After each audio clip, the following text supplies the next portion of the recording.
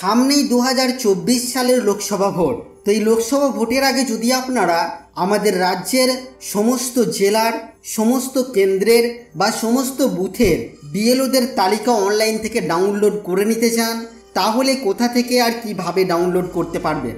হ্যাঁ বন্ধুরা, আজকের এই ভিডিওতে আমরা এমনই কিছু গুরুত্বপূর্ণ তথ্য জানব, তাই অনুরোধ রাখবো ভিডিওটি অবশ্যই প্রথম থেকে শেষ পর্যন্ত দেখবেন। নমস্কার, আপনারা দেখছেন মাল্টি গাইড চ্যানেল, আপনাদের সাথে আমি আছি বিশ্বজিৎ। তো সেই গুরুত্বপূর্ণ তথ্য ডাউনলোড করার জন্য আমরা প্রথমেই এসে গেছি গুগলে এসে আমরা এখানে সিইও ওয়েস্ট বেঙ্গল লিখে সার্চ করব।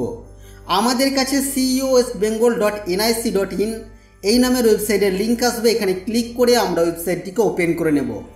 এই ধরনের ওয়েবসাইট আমাদের কাছে ওপেন হবে। ওয়েবসাইটটিকে নতুন করে সাজানো হয়েছে।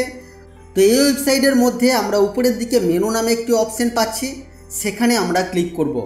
ক্লিক করার পর আমাদের কাছে এই ধরনের মেনু অপশন খুলে যাবে।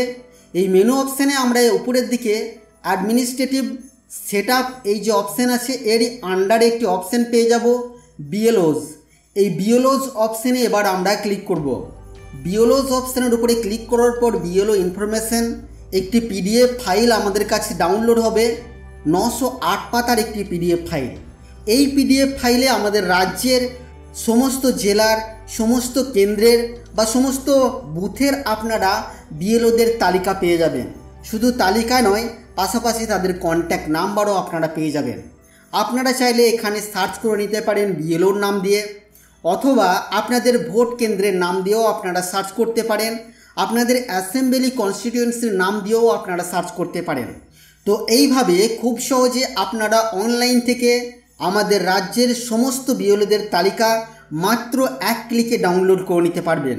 তো বন্ধুরা, এই ছিল আজকের এই ভিডিও আপনাদের জন্য। আশা করছি ভিডিও আপনাদের কাছে তথ্যমূলক। ভিডিওটি ভালো লাগলে অবশ্যই লাইক করবেন, শেয়ার করে আপনার সকল বন্ধুদেরকে জানতে সাহায্য করবেন। আগামী দিনে আর কি বিষয়ে ভিডিও আপনারা দেখতে চান অবশ্যই তা ভিডিওর কমেন্ট বক্সে লিখে জানাবেন। আর চ্যানেলে নতুন হলে চ্যানেলটিকে সাবস্ক্রাইব করে পাশে থাকা বেল আইকনে অবশ্যই ক্লিক করবেন। ফিরে আসবো আবারও কোনো নতুন ভিডিও নিয়ে আপনাদের সাথে। ততক্ষণের জন্য আপনারা সকলেই খুব ভালো থাকবেন, সুস্থ থাকবেন।